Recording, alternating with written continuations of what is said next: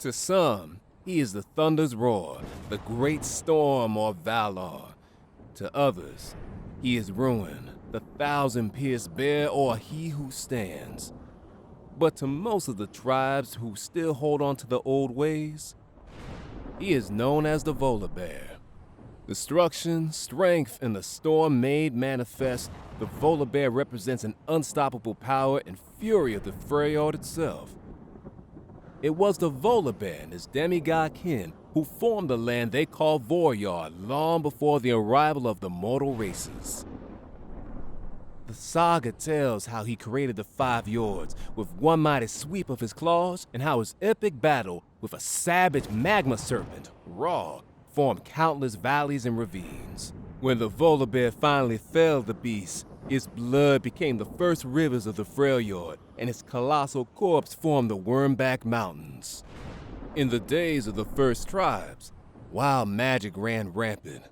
The Volibear was venerated and worshipped by all, for they needed his indomitable strength to survive. Great wars were waged, and the Volibear took to the field alongside his followers, clad in rune-inscripted armor made by his brother Orn, demigod of the Forge.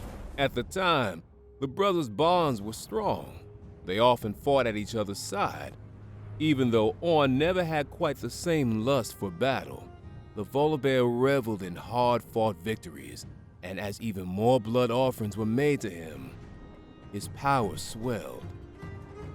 In time, the Volibear and his kin drifted apart, each focusing on their own pursuits.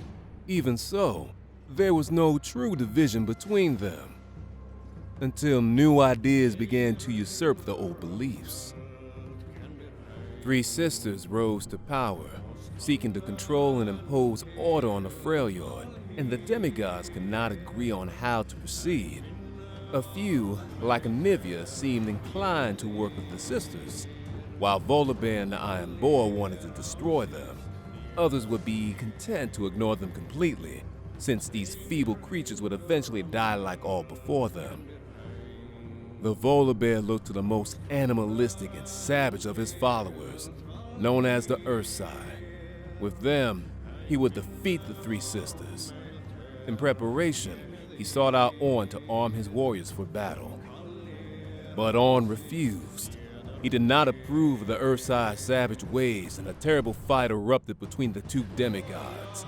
In the aftermath, the Volibear cursed his brother's name and cast off his rune-inscripted armor.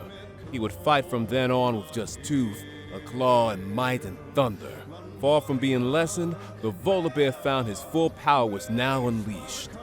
With his newfound rage, he confronted one of the mortal sisters who sought to steal the power of the demigods for herself. Before her entire army, he struck her down, blinding her, but he was unable to stop what she had already set in motion. As the centuries rolled by, and despite the Volibear's resistance, tribes began to venerate and worship the 3 sisters instead. Many of the more ancient practices were forgotten. He saw tribes cowering behind stone walls rather than face the rawness of nature. He saw fields being tilled and farmers herding cattle rather than hunting. He bellowed in fury to see great rivers dammed rather than be allowed to roar free. This was not his Freljord.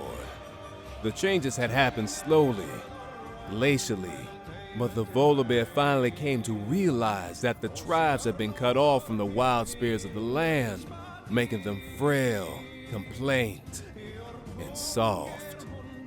These weaknesses had no reverence of the old ways or old gods. Anger and determination rumbled within him. He vowed to tear down all evidence of civilization and return the Freljord to its ancient state of true wilderness. The people would become strong once more. He would again be honored and feared by all.